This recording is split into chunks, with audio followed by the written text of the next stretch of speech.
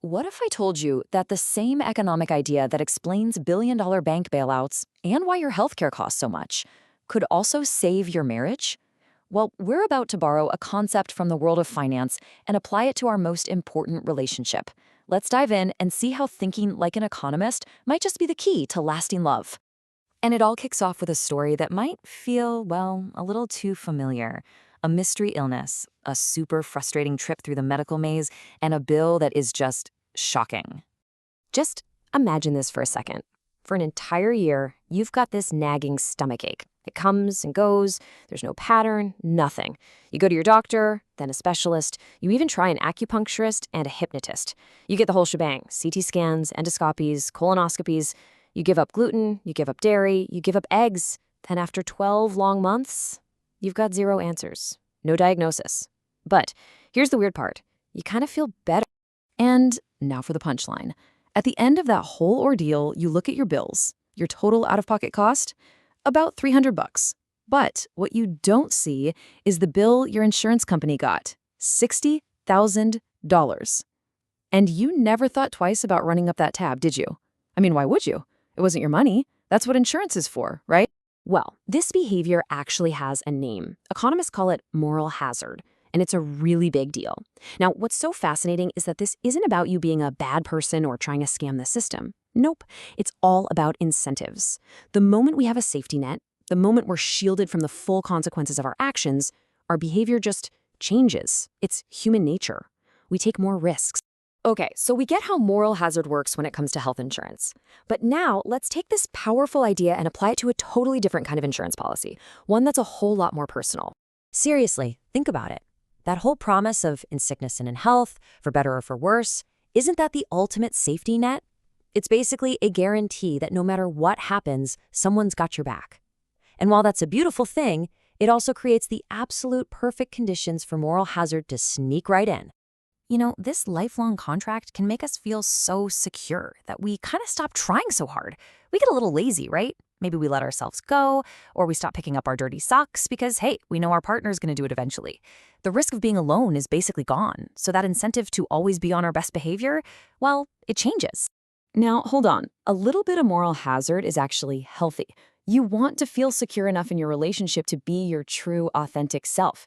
But it's a spectrum, you see?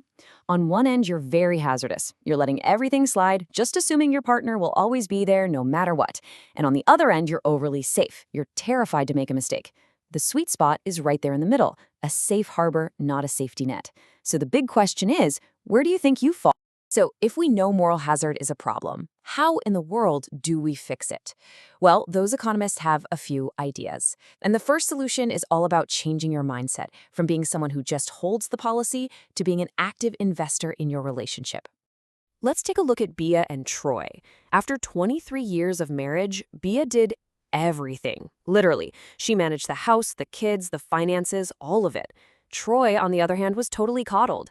Bea had become the CEO of their family, and Troy, well, he was basically just a tenant living in his own home. He had no real stake in the game, and Bea was completely burned out. So Bea stopped bailing him out. She promoted him. She stopped doing his laundry. She gave him his own finances to manage. She put him in charge of planning weekend stuff with the kids. By giving him a real, tangible stake in the family's success, she forced him to invest. He wasn't just a tenant anymore. He was a co-owner. And his behavior, it changed big time. Now, what if giving your partner a bigger stake isn't quite enough? Well, sometimes you need to get a little more explicit about accountability. And that brings us to solution number 2. You gotta rewrite the rules of your relationship. Okay, meet Lana and Joe. These two were a fiery couple. They were always challenging each other, pushing each other. But over the years, that fire just fizzled out. And what replaced it was something way worse, apathy. They just stopped trying to meet each other's needs. Lana's messiness got worse. Joe stopped calling when he was running late. They were totally taking each other for granted. Their fix was to create a brand new contract. And this is just brilliant because it shows you how specific they got. Look at this list. These are the exact things they asked of each other. The rules were crystal clear, and so were the consequences. The second one of them started slacking, the other would too. If Joe didn't wash his hands after work, no foreplay. Simple as that. It brought accountability right back into the picture and tamed that moral hazard beast. All right, and for our third and final solution, we are going right back to the language of insurance. See, to fight moral hazard, insurers make you share some of the risk with things like co-payments. And you can apply that exact same logic to your marriage. This is Carla and Pete. Now, Pete had this rock-solid belief that their marriage was invincible. His motto was, failure is not an option. And that sounds great, right? But it actually created a really weird, perverse incentive. Because he thought the marriage could never fail, he wasn't motivated to help Carla with her very real struggles with feeling isolated after they moved to the country for his job. He was getting all the benefits of the marriage, but he wasn't sharing any of her costs. So what did Carla do? She made a list of co-payments for Pete. And these weren't about money. They were about him sharing the cost of her happiness. She needed him to work one less day a week. She needed him to invest in her career by helping fund a website. And she needed him to just help out more at home. The point is, these co-payments made him an active partner in maintaining her well-being. He had to pay up. Okay, so we've looked at the economic theory and 3 really powerful stories. Now, let's bring it all back home. It's time to turn the lens back on you and think about the fine print in your own relationship's insurance policy. Here it is, your simple 3-point checkup based on everything we just talked about.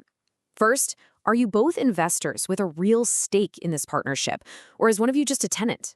Second, are your rules clear? Is there real accountability? And third, are you sharing the costs of each other's happiness through those emotional co-payments? And that really just leaves us with one final question. A great marriage should feel like a safe harbor, but moral hazard, this sneaky economic principle, can quietly turn that safety net into a trap of complacency and eventually resentment. So, take an honest look at your own policy. Is it protecting you, or is it actually preventing you both from being the best partners you can possibly be?